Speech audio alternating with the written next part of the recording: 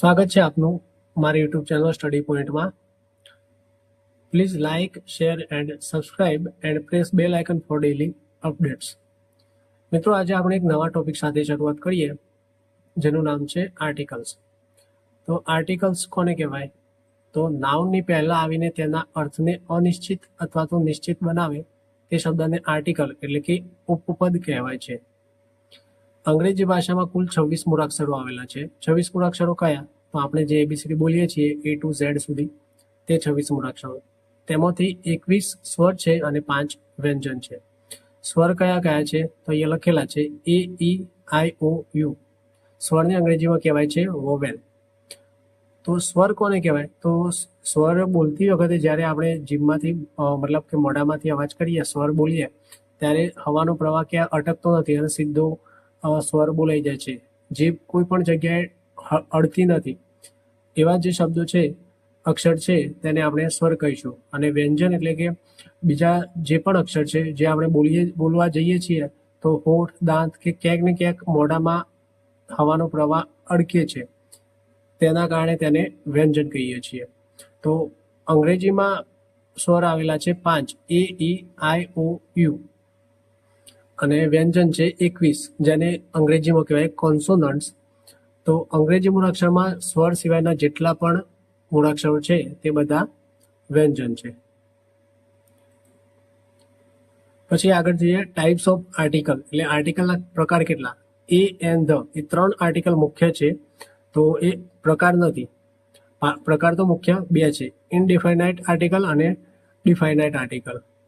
ઇનડિફાઇનાઇટ એટલે અનિશ્ચિત આર્ટિકલ અને ડિફાઇનાઇટ આર્ટિકલ એટલે નિશ્ચિત આર્ટિકલ. ઇનડિફાઇનાઇટના 2 છે પ્રકાર. મતલબ કે એના 2 આર્ટિકલ છે, એક એ અને બીજો એન. અને ડિફાઇનાઇટ આર્ટિકલ એક છે માત્ર ને માત્ર, જે છે ધ. આજે આપણે સૌથી પહેલા એ આર્ટિકલ વિશે વાત કરીએ. એ આર્ટિકલનો મતલબ થાય છે એક અથવા તો કોઈ એક. હંમેશા એ આર્ટિકલ એક વચન ગણી શકાય તેવા નામ હોય તેના પહેલા આવે છે. એક વચન નામ હોય તેના આગળ, અને એ પણ કાઉન્ટેબલ એટલે કે ગણી શકાય એવા વસ્તુ હોય, એવા નામ હોય, તેની આગળ એ આર્ટિકલ આવી શકે છે. બહુવચન આગળ એ આર્ટિકલ આવતો નથી. તેમજ ગણી ન શકાય તેવા શબ્દ હોય તેની આગળ પણ આર્ટિકલ એ આવતો નથી. આર્ટિકલ શબ્દના સ્પેલિંગ પરથી નહીં, પરંતુ તેના ઉચ્ચાર એટલે કે સાઉન્ડ પરથી નક્કી થાય છે. તો આર્ટિકલ કયો, એ લગાવો, એન લગાવો કે ધ લગાવવો, તે શેના પરથી નક્કી થાય છે? તો આપણે જે શબ્દનું ઉચ્ચારણ કરીએ એના પરથી નક્કી થાય છે. આપણે આગળ જોયું આગળની સ્લાઇડમાં, જેમાં અંગ્રેજીના સ્વર આપેલા હતા 5 A-E-I-O-U અને અહીંયા મેં સ્વર લખ્યા છે એ ગુજરાતી ભાષાના સ્વર લખ્યા છે અ, આ, ઈ, ઉ, એ રીતે.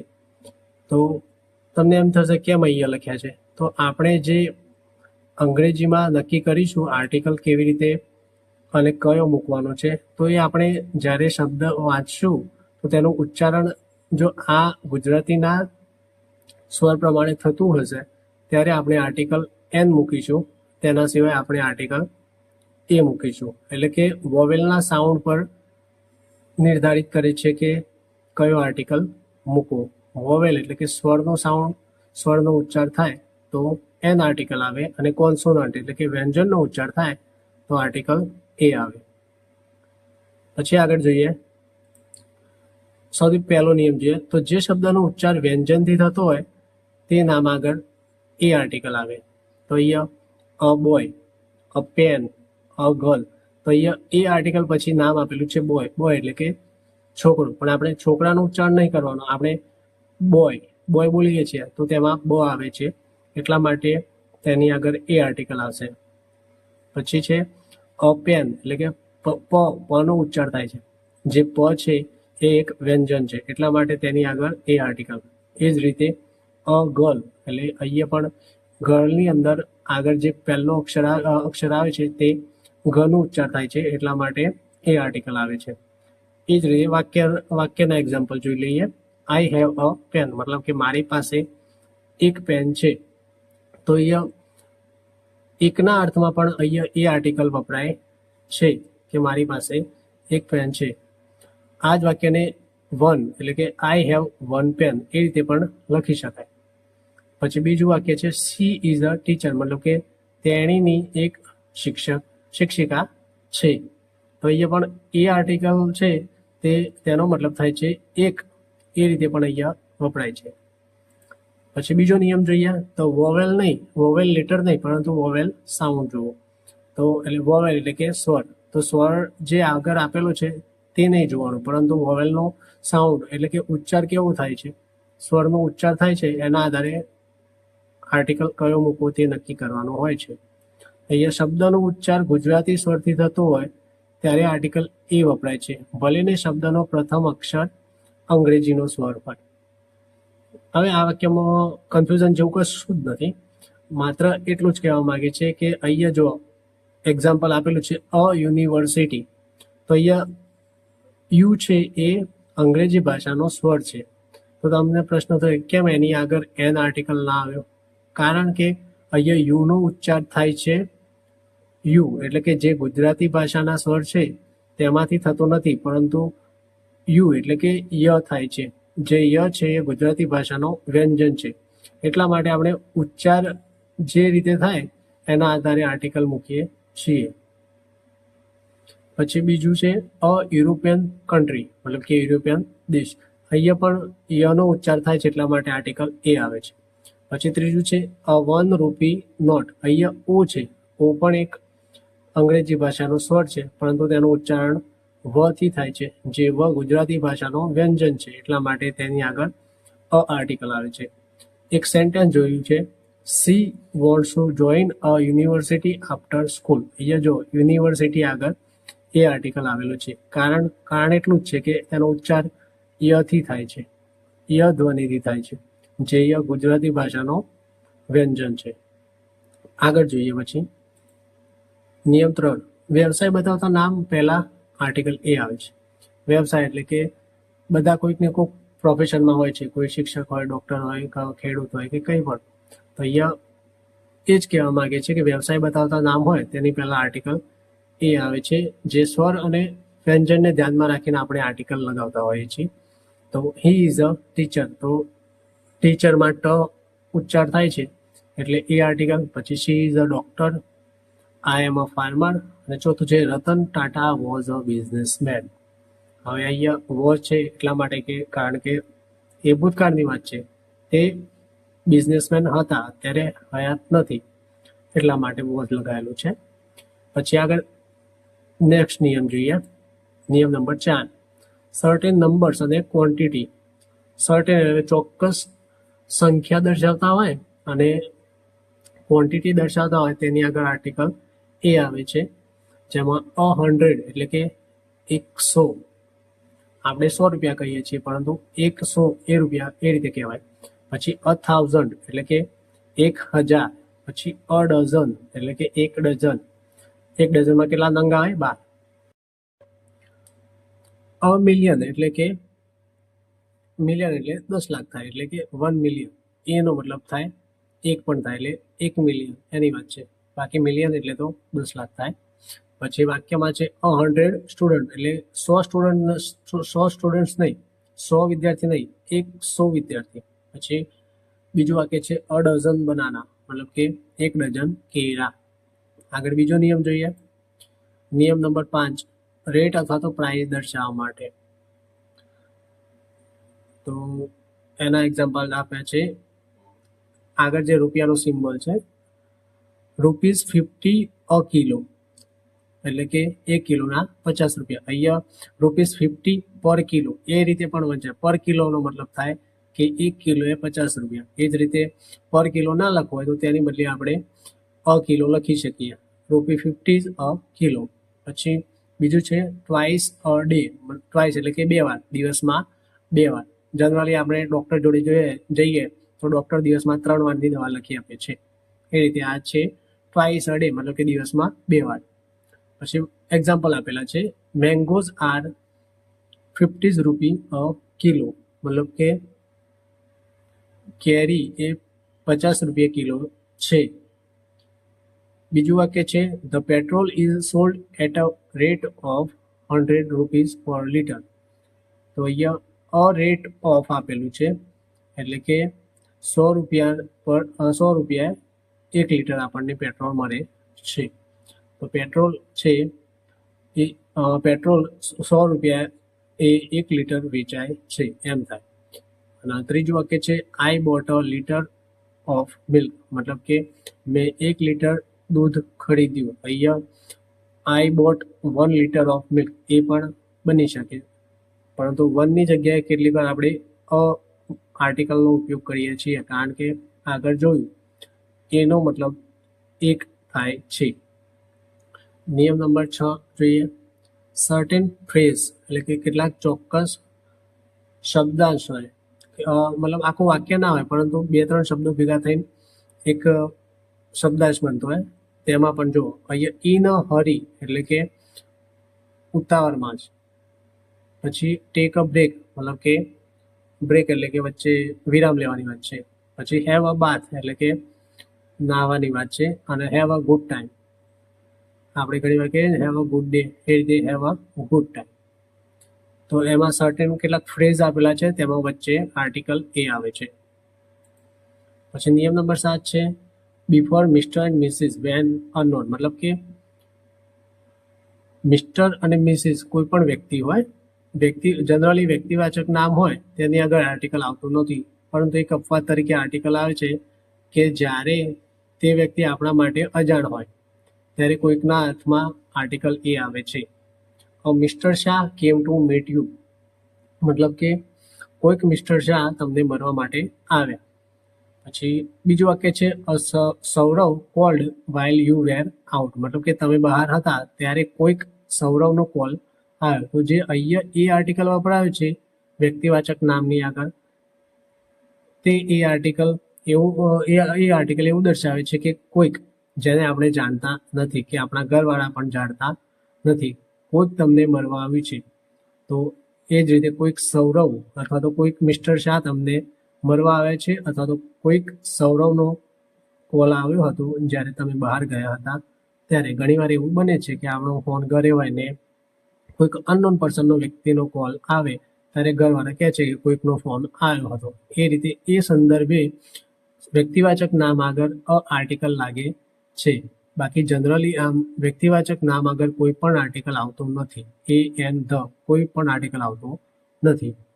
હવે નિયમ નંબર 8 જોઈએ. ફર્સ્ટ ટાઈમ મેન્શન રૂલ, મતલબ કે ફર્સ્ટ ટાઈમ એટલે કે પહેલી જ વાર કોઈ વસ્તુ કે વ્યક્તિનું કે કંઈ પણનું મેન્શન કર્યું હોય વાક્યમાં ત્યારે આર્ટિકલ એ આવે છે. સેન્ટેન્સ આપેલું છે I saw a dog and the dog was black, મતલબ કે મેં એક કૂતરો જોયું અને તે કૂતરો કેવો હતો? બ્લેક એટલે કે કાળા કલરનો હતો. તો એ જો અહીંયા એક સાથે પહેલા વાક્યમાં એ આર્ટિકલ આપેલું છે અને બીજા વાક્યમાં ધ આર્ટિકલ આપેલું છે. તો અહીંયા જે ધ આર્ટિકલ બતાવે છે નિશ્ચિતતા દર્શાવે છે, એટલા માટે ધને ડેફિનાઇટ આર્ટિકલ કહીએ છીએ. કારણ કે કયો કૂતરો બ્લેક હતો? જે મેં જોયું, એટલે એક ચોક્કસ કૂતરાની વાત થાય છે, એટલા માટે અહીંયા ધ આર્ટિકલ છે. અને એની આગળ એક આર્ટિકલ એની વાત થાય છે જ્યારે ફર્સ્ટ ટાઈમ મેન્શન કર્યું ત્યારે. પછી વન અથવા એનીનો અર્થ આપે ત્યારે પણ આર્ટિકલ એનો ઉપયોગ થાય છે. એનો અર્થ એક અથવા તો કોઈ એક થાય ત્યારે. ગીવ મી અ પેન, મતલબ મને એક પેન આપ. અને બીજું વાક્ય છે આઈ નીડ અ બુક, મતલબ મારે એક બુકની જરૂર છે. એ રીતે એની જગ્યાએ આપણે વન પણ વાપરી શકીએ, આઈ નીડ વન બુક અને ગીવ મી વન પેન. એના કરતાં એ આર્ટિકલ વાળું વાક્ય એકના અર્થમાં ઘણું સારું રહેશે. બીજો આગળ નિયમ જોઈએ.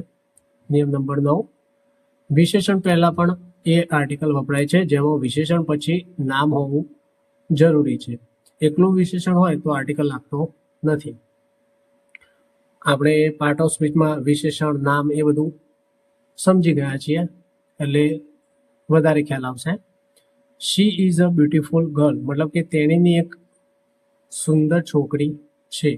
તો અહીંયા બ્યુટીફુલ છે એ શું છે? એડજેક્ટિવ એટલે કે વિશેષણ છે, અને ગર્લ છે એ નાઉન છે એટલે કે નામ છે. તો અહીંયા બ્યુટીફુલની આગળ એ આર્ટિકલ આપેલો છે, ઉચ્ચારના આધારે બ્યુટીફુલનો ઉચ્ચાર બ થી શરૂ થાય એટલા માટે. પછી બીજું વાક્ય છે ધે હેવ, માફ કરશો અહીંયા આર્ટિકલ લખવાનું રહી ગયું છે. They have a big house. They have a, અહીંયા એ આર્ટિકલ આવે, એ આર્ટિકલ ટાઈપ કરવાનું રહી ગયું છે. They have a big house, મતલબ કે તેમના જોડે એક મોટું મકાન છે. તો અહીંયા પણ બિગ છે, મકાન કેવું, તો આપણે પાર્ટ ઓફ સ્પીચમાં ભણ્યા હતા કે આ કોઈ પણ વાક્યમાં વિશેષણ શોધવા માટે જે નામ આપેલું હોય તેને કેવા, કેવું, કેવી વડે પ્રશ્ન કરીએ ત્યારે આપણને વિશેષણ મળતું હોય છે. તો અહીંયા they have a big house, તેમના જોડે કેવું મકાન છે, તો બિગ એટલે કે મોટું, તો અહીંયા બિગ છે એ એક વિશેષણ થયું. તો અહીંયા they have a big house. પછી ત્રીજું વાક્ય છે હી ઓન્સ અ રેડ કાર, મતલબ કે તે લાલ કલરની કાર ધરાવે છે. ઓન્સ એટલે કે ધરાવવું અથવા તો માલિકી દર્શાવી. તો અહીંયા રેડ કયા કલરની કાર છે, રેડ એટલે કે લાલ કલરની, તો લાલ એ પણ એક વિશેષણ થયું, એટલા માટે તેની આગળ એ આર્ટિકલ આવેલું. પછી છેલ્લું વાક્ય છે શી ઇઝ બ્યુટીફુલ, મતલબ કે તે સુંદર છે. તો પ્રથમ વાક્યમાં એવું આપેલું છે કે she is a beautiful girl, એટલે કે તે એક સુંદર છોકરી છે. જ્યારે છેલ્લું વાક્ય છે શી ઇઝ બ્યુટીફુલ, એટલે કે તે સુંદર છે. તો પ્રથમ વાક્યમાં બ્યુટીફુલ વિશેષણ પછી નામ આપેલું છે કોમન નાઉન ગર્લ, એટલે કે છોકરી, એટલા માટે બ્યુટીફુલ વિશેષણ આગળ આર્ટિકલ એ આવેલું છે. જ્યારે છેલ્લા વાક્યમાં બ્યુટીફુલ વિશેષણ પછી કોઈ નામ આપેલું નથી, માત્ર ને માત્ર એકલું વિશેષણ આપેલું છે, એટલા માટે વિશેષણ આગળ આર્ટિકલ આવતો નથી. એટલે એ વાત ખાસ યાદ રાખવાની કે વિશેષણ પહેલા આર્ટિકલ ત્યારે જ આવે જ્યારે વિશેષણ પછી કોઈ નામ આપેલું હોય તો જ. જો વિશેષણ પછી નામ આપેલું ન હોય તો વિશેષણ આગળ આર્ટિકલ આવતો નથી. પછી નિયમ નંબર 10 શું કહે છે, before singular noun general idea, મતલબ કે સિંગ્યુલર એટલે કે એક વચન નામ હોય અને કોઈક જનરલ વાત થતી હોય એ માટે આર્ટિકલ એ આવે. તો અહીંયા એક વાક્ય આપેલું છે a dog is faithful animal. તો અહીંયા એ વાત નથી થતી કે એક કૂતરો વિશ્વાસુ પ્રાણી છે, એમ જનરલ વાત થાય છે કે કૂતરો હોય છે એ વિશ્વાસુ પ્રાણી છે, એ માટે જનરલ આઈડિયા તરીકે આર્ટિકલ એ લાગેલો છે. પછી છે એક્સક્લેમેટરી સેન્ટેન્સ એટલે કે ઉદ્ગાર વાક્ય. ઉદ્ગાર વાક્યમાં વોટ અને સચ એની સાથે એ આર્ટિકલ આવે છે. વાક્ય આપેલું છે વોટ અ બ્યુટીફુલ ડે, તો વોટ પછી શું છે, આર્ટિકલ એ છે, એના પછી બ્યુટીફુલ વિશેષણ છે અને ડે એક નામ આપેલું છે. તો વોટ એટલે કે વોટ અ બ્યુટીફુલ ડે એટલે કેટલો સરસ દિવસ છે. અને બીજું વાક્ય છે સચ અ નાઇસ ગર્લ, એટલે કેટલી સારી છોકરી છે. સચ અનો મતલબ એ રીતનું થાય, કેટલી સારી છોકરી છે. તે ઉદ્ગાર વાક્ય થયું. તે ઉદ્ગાર વાક્યમાં આર્ટિકલ એનો આ રીતે ઉપયોગ થાય છે. પછી આગળ જોઈએ. ઓકે, તો આટલા નિયમો હતા. હવે મળીશું નેક્સ્ટ લેક્ચરમાં. મિત્રો એક સલાહ આપું છું, જેટલા પણ આપણા લેક્ચર તમે બધા જોવો છો તેના માટે ખૂબ ખૂબ આભાર છે.